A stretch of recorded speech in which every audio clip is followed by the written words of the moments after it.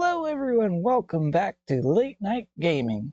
And tonight we are going to have this really awesome video concerning the latest rules reference 1.5 for Marvel Champions, the card game by Fantasy Flight Games, also known as FFG. And this is the rules reference guide, also known as the RRG. So if you are looking for this latest update to the rules, you can find it on Fantasy Flight's website. That site is Fantasy Flight Games. You do a nice quick Google search, click on Fantasy Flight Games, click on products, right? Go down to Marvel Champions, and then they have, there's actually a menu usually, but not right now because I have it kind of all packed down, but it's got all of the information that you need. You go to rules reference, as you can see, 18 May 2023 is the latest edition. And then it pops up and comes right here, rules reference version 1.5. So that's how you get to it. It is fantastically done. They really went in depth with these rules. They did a great job at clarifying a lot of things, but I am going to dive into the whole setup situation because they changed it. And I feel like my old video is no longer valid for this, so we have to do it again. And that's what I'm going to do. So I believe this goes on page 43. There we go. Appendix 2 setup. Now, the biggest thing that they have here is that, and they mention it under permanent cards, okay? So if you go to the table of contents here, let's go way up. Table of contents, right? So you can see the index of everything that's in there. It goes in alphabetical order. You look up permanent, and it will tell you what you're looking for. I am going to find permanent. That's another way to do it. So let's see.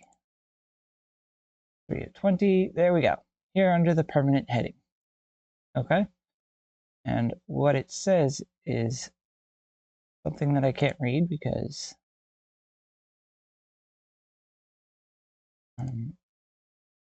it's so far away from me.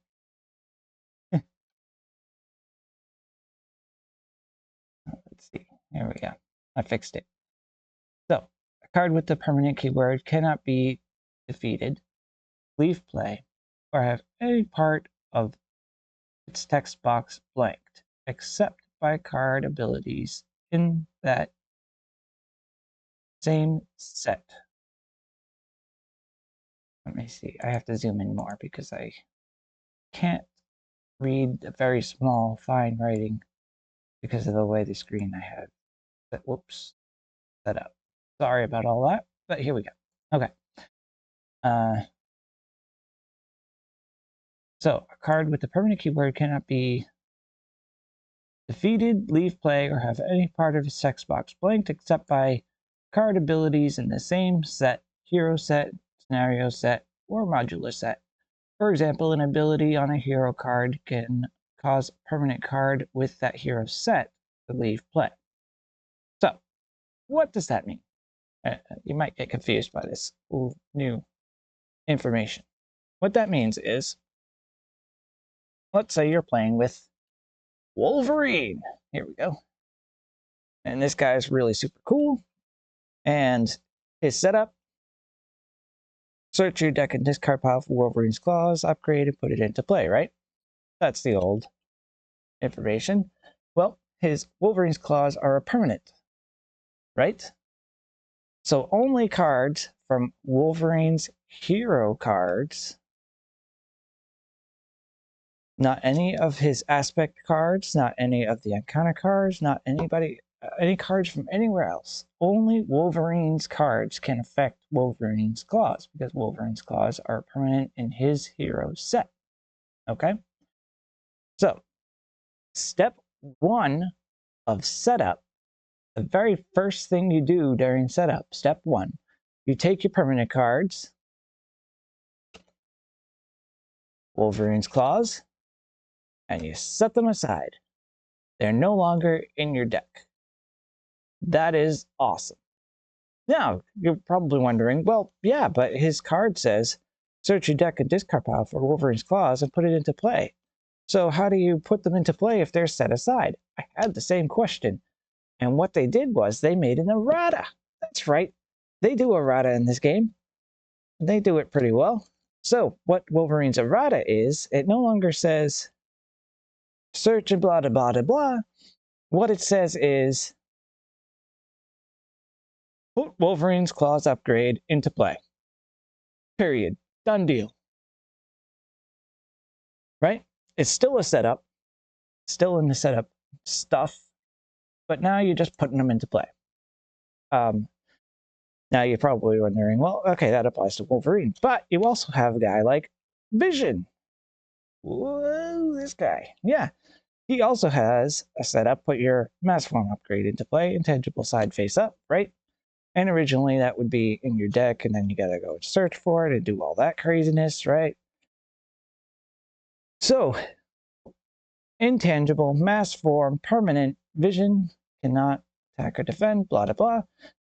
So this is also a permanent card, and that will also be set aside on step 1 of your setup phase. So that's some cool stuff, man.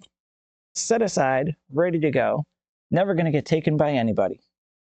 And that is the biggest thing, most important change that they could have done. I think it's fantastic. Okay? So, step 1, while you're selecting your identities, you do that and you take your permanents and you set them aside. Bam. Job done. Step 2, set your hit points, same as before. Step 3, select who's the first player. Do that. Great. Okay, it's going to be Wolverine. It's going to be Vision. Who cares? Yep. There we go. That's all set up. Set aside your obligations. Yep. That's normal. Set aside your Nemesis set. Yep. That's normal. Shuffle your player decks. Yep. That's normal. Collect your tokens and status cards. Yep. Okay. All that's set aside. Perfect. Select your scenario. Put its villain deck and main scheme deck into play near the center of the play area. Okay, fantastic. Let's say we were playing this villain, and yep, we'll just go ahead and throw her out there. Spiral. There we go. 2 and 3. Here's her main scheme.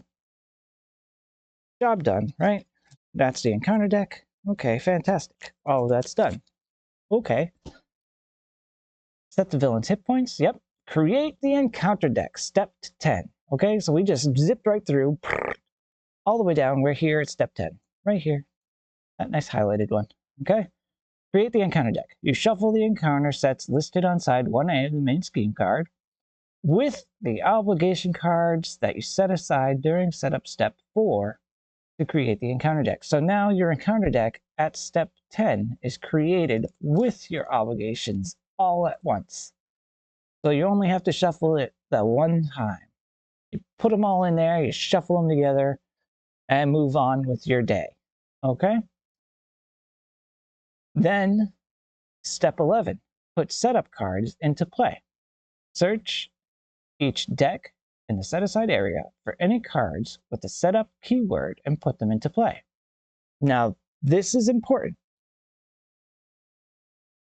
Wolverine has the setup keyword, okay? It's setup, snicked, yada yada. That does not mean that you go get his claws right now. No, no, no, no, no. This is only cards that have the setup keyword on them. Okay? Who has a setup keyword on their card, I wonder? I don't know if I have anybody that comes to mind.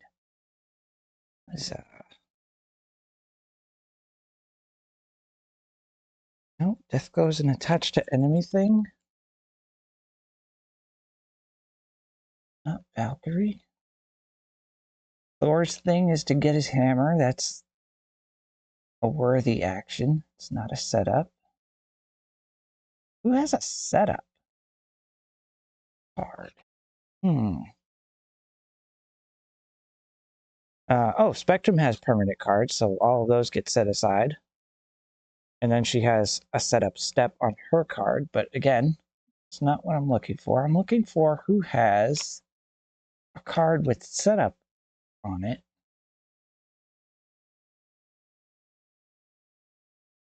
No, not even Doctor Strange has a setup card. Right? Oh, this is nuts. I want to know. I want to know who has a setup card in their deck. Does anybody? I don't know if anybody does.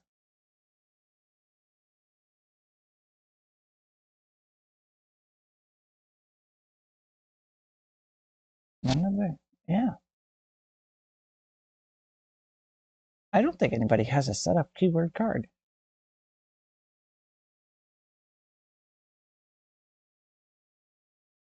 Yeah. Okay. So maybe at some point somebody's going to have a setup keyword card. Maybe it's just not coming to me right now.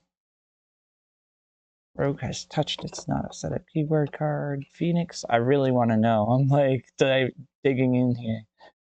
That's permanent. It's also a setup on her card. Okay. So, nobody that I can think of right now coming in brain saying, okay, here's your setup card. But if there was, this is when you take that card, you put it into play. Okay? This also applies to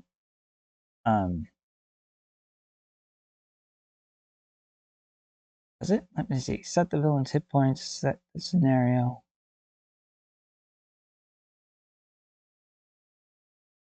Create the encounter deck.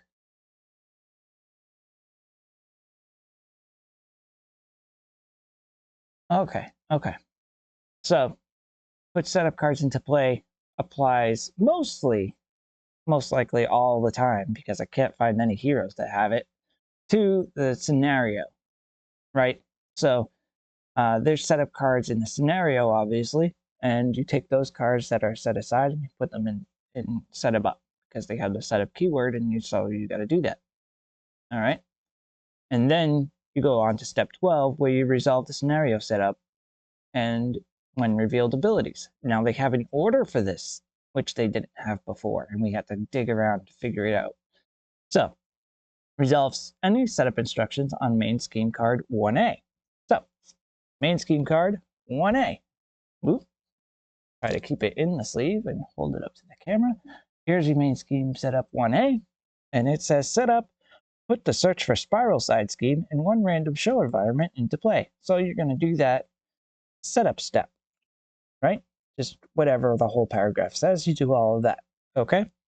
On side 1A. Then, step B, flip the main scheme card to side 1B and resolve any revealed abilities. This one doesn't have any, but if it did, you would resolve them now and continue on with your setup step of the scenario setup. Then, resolve any when revealed abilities on the villain. So the villain's when revealed abilities will also trigger after you do the main scheme stuff. So it's main scheme 1A, main scheme 1B, villain. That's the steps for setting up the scenario. And prior to that was all the setup cards. Any setup keyword cards that you had set aside, those are going to come in at step 11. Step 12, set up your scenario. Step 13 is your campaign setup. So before you did all of the setup and then you went on to campaign setup afterwards, which you would shuffle more things into the deck and do crazy stuff. So now what they're doing is they're set up your encounter deck, all of the cards go in it all at once, shuffle it all together, you do the setup for the scenario, and then after you do the setup for the scenario, you're going to do your campaign setup. So if playing campaign mode, resolve the setup campaign instruction listed for the scenario and its associated rulebook. So whatever you have going on for that scenario, you then go through that scenario setup for the campaign and add those cards to the deck or do whatever setup steps are required in there. And then you do your draw card step for your hero. Each player draws cards from their deck until they have cards equal to the number to their starting hand size as listed near the bottom of their identity card. So if you were Vision, your hand size is 5. Yep, that didn't change. If you're Wolverine, your hand size is... What is your hand size, Wolverine? I don't see it written on this card. Oh, there it is. Top left corner. It's the special card that they did for the OP thing. So his hand size is 6. You do that. Okay. And then you move on to the next step. So that was step 14. And I think we're going to go here. Yeah. 15, resolve your mulligan. This is when you can choose what cards in your hand that you didn't want anymore, and you go ahead and discard those and draw up to your hand size. If you're Vision, you're still at 5 hand size. And then you go into step 16 where you resolve the character setup abilities. So your character setup abilities are finally at the end still, which at this point you would take and do for Vision, put your mass form upgrade into play, intangible side face up. So he starts with a 5 hand size, there's his intangible. Now, people are saying, well, they should have fixed Vision, they should have fixed Vision. No, I don't think they should have. Because Vision starts with a 5 hand size. He always started with 5 hand size, and nobody liked it, and everybody's like, it's broken, it doesn't work right, it should be, this is always in play right at the beginning. But no, that's not how it's intended, and that's how he works, okay?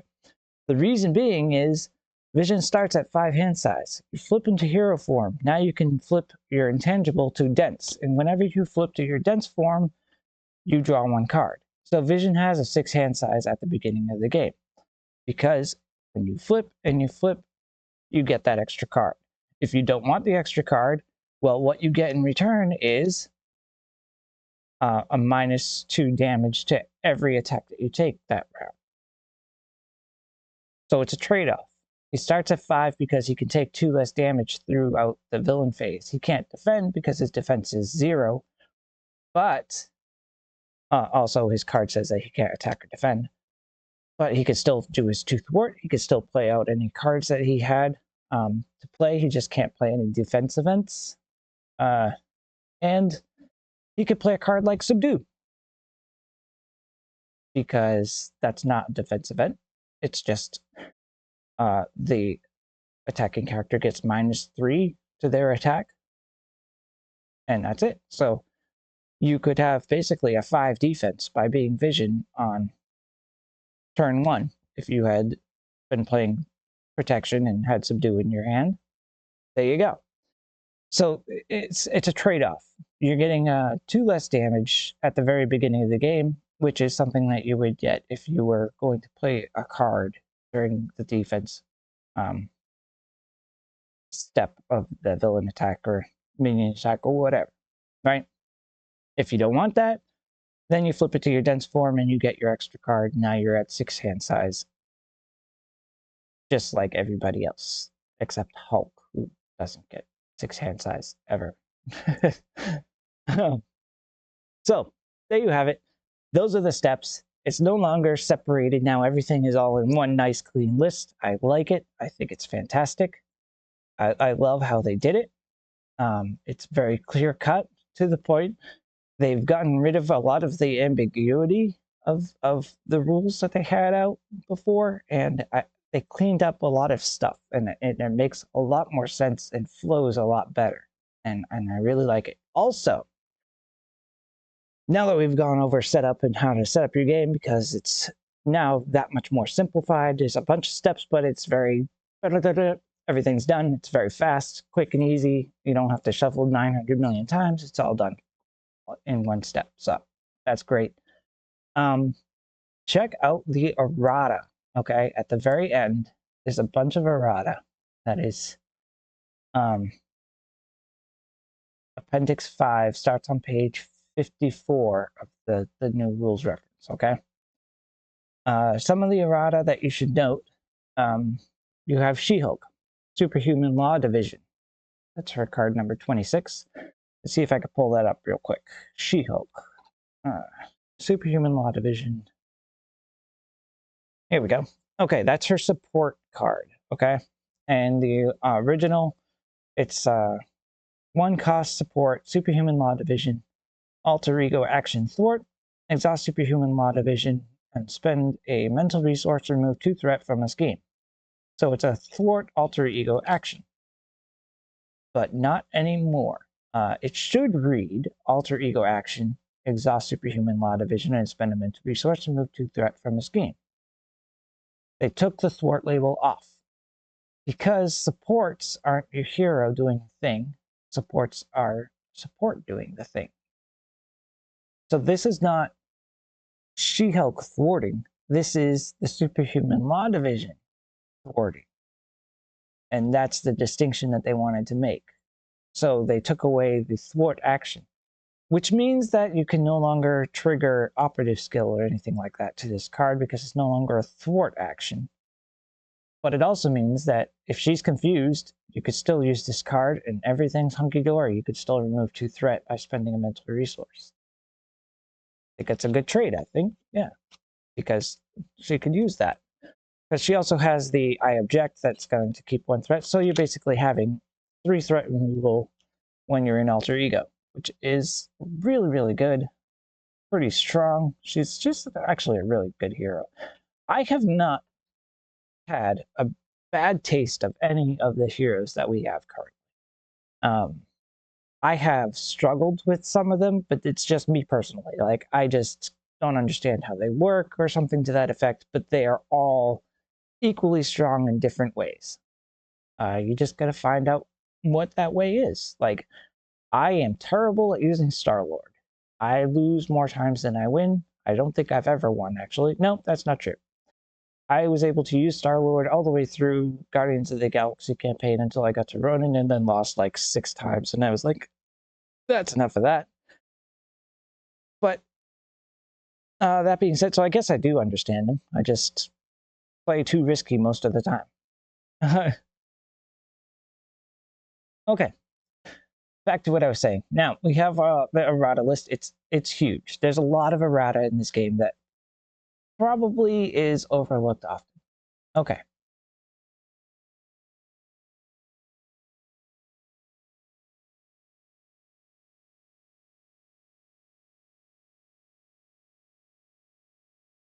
Yep. Just reading something. So, new one here. Galaxy's Most Wanted expansion, rulebook page 10, campaign instructions, setup bullet 5. Should read, expert campaign only. When setup ends, in player order, each player must choose 1 card from their hand and put it face up into the collection. Added when setup ends. So, you are going to get all of your hand and everything, and then finally, this is going to take place at the end of all of the setup. So you've had your hand, you've had your mulligan, you've done all of your things. It's no longer set in the middle of the thing. Now going to be at the very end. Not sure if that's a huge change for that, because you were already doing campaign setup at the last step after you already did setup to begin with. So there's other old errata, but now here's some new stuff.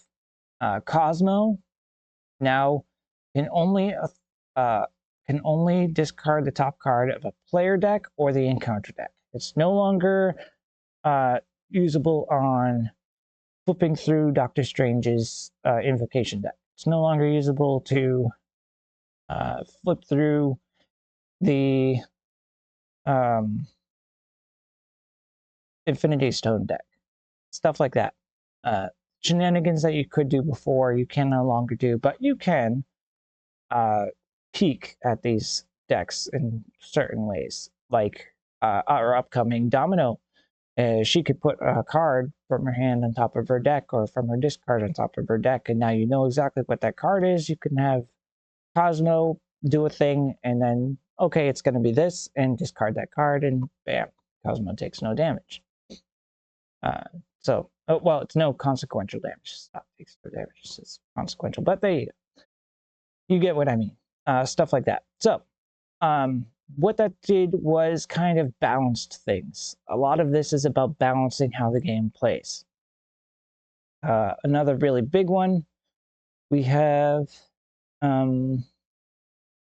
There's more Cosmo. There's just 2 Cosmos that we've gotten. Shield Maiden is now a defense trait card. That's great. Beguiled is now a condition card.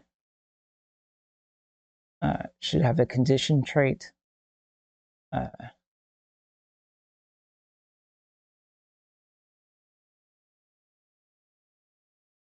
We have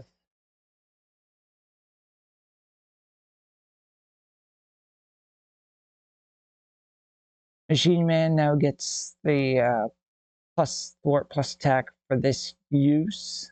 That's the addition to his ally card. We have, where is it? I'm not seeing it. There we go. Go for Champions. Okay. This has now been errated because it was game breaking. Like if you had a game of Champions, you could basically cycle this card over and over and over again with your champion characters, never take damage, and completely just obliterate a scenario because you never have to worry about getting damaged. The only thing you'd have to worry about is your threat problems, which is easy enough when you don't have to worry about taking damage, right? So what they did was they now decided that Go for Champions is going to be removed from the game once used. So that card is in your deck. You can use it one time and then it's pulled from the game. It never sees your discard pile, which means that Ms. Marvel with the Nova pack can no longer grab that card. It's not going to the discard pile ever. It's going straight to out of game. So you have one shot with it. If you're playing 4 champions, you have 4 shots with it if each one is bringing it. And that's it. That's all you get. And I think that that was a very, very good call. It's a very balancing act of how that card works. And it's worth everything that they're putting into it. Because it makes things smoother, makes it better. Makes the game work as intended versus a cheat code, basically. I don't know about you guys, but me, when I played video games, I knew about cheat codes and I'd try them once or twice and like, oh yeah, that's cool. But like, I don't want to go through Skyrim in God mode. I don't. I want to figure it out and do the things without worrying, without, you know, with the hazard of death, with the hazard of losing, with the hazard of failing, and learning from that failure and moving on. Whereas Go for Champions being recycled constantly made it to where you didn't have that fear. You didn't have that worry that, oh, well, you know, we could lose. No, because you're a bunch of champions who have Go for Champions just on your beck and call at all times. And it's just, you have nothing to worry about. There's no fear, right? So that was that big thing. Armor Up should read when the villain would activate. Changed to hero form. They added the word would because that changes how that card functions for some reason. I guess there was a lot of question about it. I never had a question about it.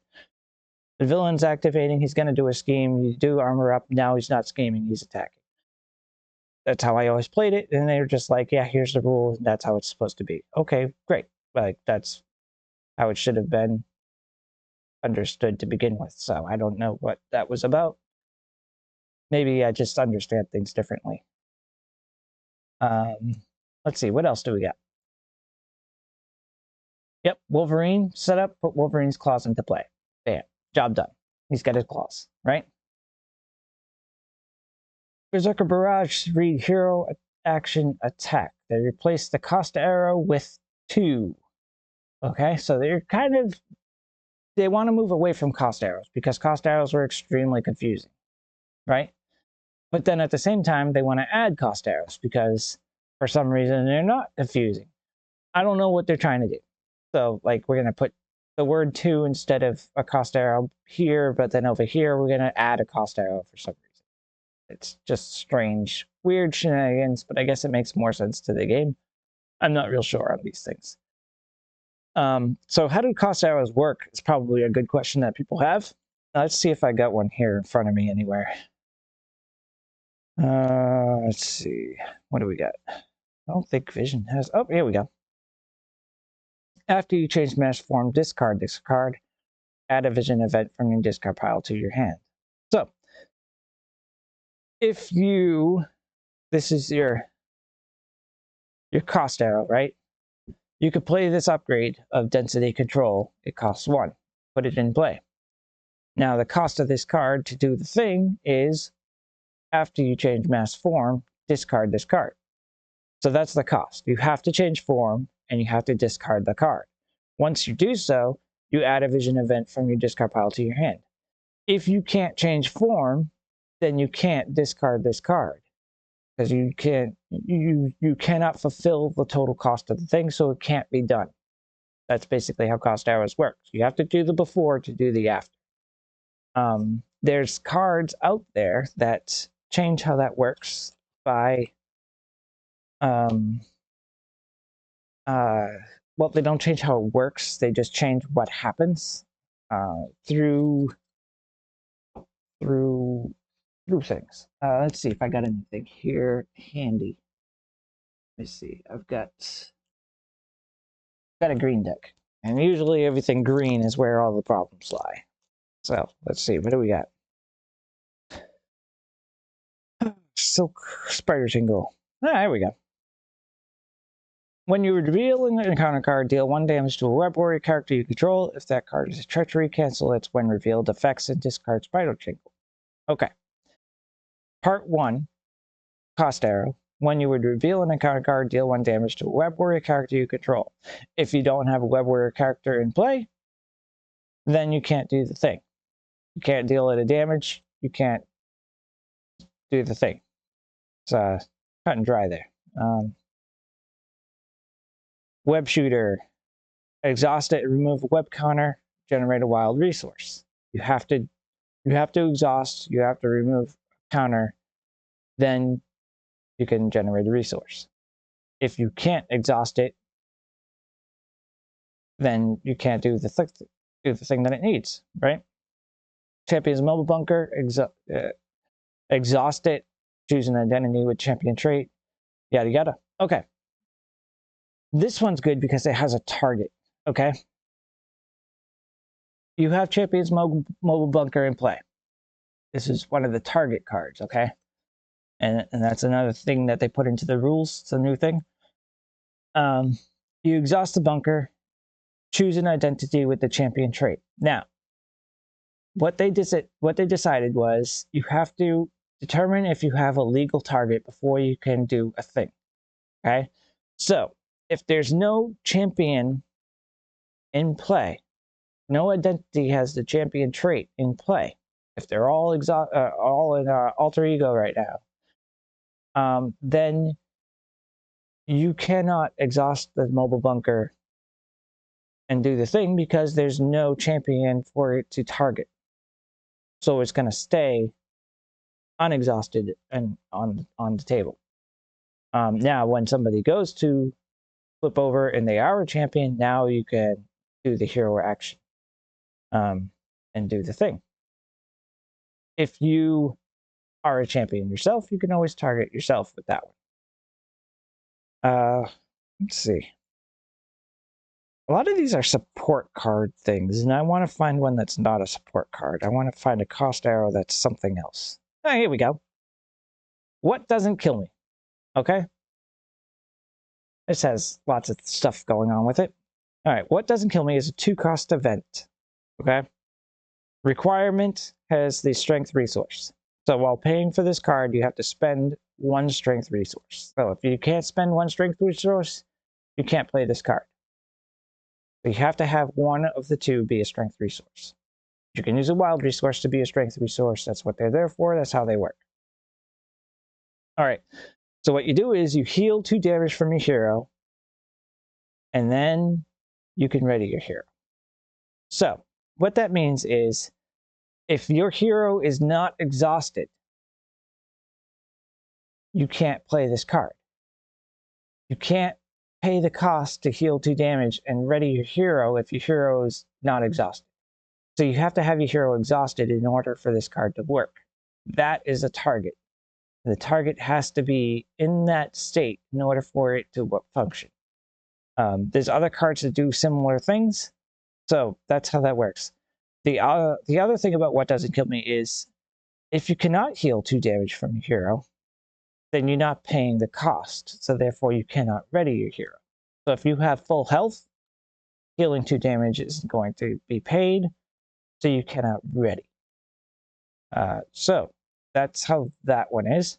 So it's 2 costs that requires a strength. It requires you to be able to heal 2 damage and requires you to be exhausted.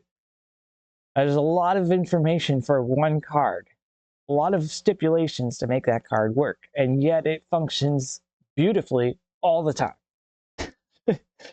At least that's how I always use it. So to me, these rules that they come up with are not, I don't have any problems with them because they're how I played the game to begin with. Like, none of it is anything new to me in any way, shape, or form whatsoever. It's like, yeah, that's the cost arrow. That's what you do. Okay. Let's see. Is there any others? Nothing in this deck, but you get what I'm saying though. You have to do the cost arrow. You have to pay the piper. You got to pay the piper to do the thing. If you can't pay the piper, what's the piper going to do? He's going to run off. And run off with the piper playing. Okay, so we've gone over setup. We've gone over most of the errata stuff. Dived into how cost arrows work and function, and how they require a target. Then you have to have a target that is legal for it to work. One thing of note, cards like melee have deal 3 damage, deal 3 damage. If you do not have an enemy in play, you cannot play that card. However, the caveat is, if you are stunned, you can play that card to remove stun. So it's a little give and take. So you can always do an action to remove a status effect. Even if it's a card without a legal target, your legal target becomes that status effect. But you cannot play a card if there's no legal target for it to be played on. I can't think of anything that you would want to spend card on to do a thing other than, like, what doesn't kill me? You aren't exhausted, but you want to heal. Stuff like that. What's the other one? You can heal 2 damage, deal 2 damage. That's another one that I saw, I think. You can, if you can't heal 2 damage, then you can't deal the 2 damage. If you are stunned, but you have full health, then you still can't. You can't play the card because you can't heal the damage. If you have no target for that 2 damage, say you're playing the Sinister Six or the Mansion Attacks, and there's no, well, Mansion Attack will always have a villain out. But if you're playing the Sinister Six and there's no villains or minions out, then you can't play that card. You can't heal up because you don't have a target for that card. But if you are stunned, then you can, because that attack now takes off the stunned instead. So that's how those things work. And that's it. That's all I got. I just wanted to dive into that a little bit, get a little bit of that taste out there, let everybody know how to do setup so that you can, play the game the way it's supposed to play and have a great time doing it, and know that, hey, that's how you do it and that's how it's done, and everything's hunky-dory. And like I said, if you want to find out where to find this information, it's right there at the Fantasy Flight Games website. This place, Fantasy Flight Games. Click there. I showed you how to do it. If you can't remember, go back to the beginning and see it. That's all I got, everybody. Have a great night. Thank you for watching. Hit the like, hit the subscribe, do the stuff, and yeah, that's it. That's it. Cool. Thanks for joining me. Bye, everybody.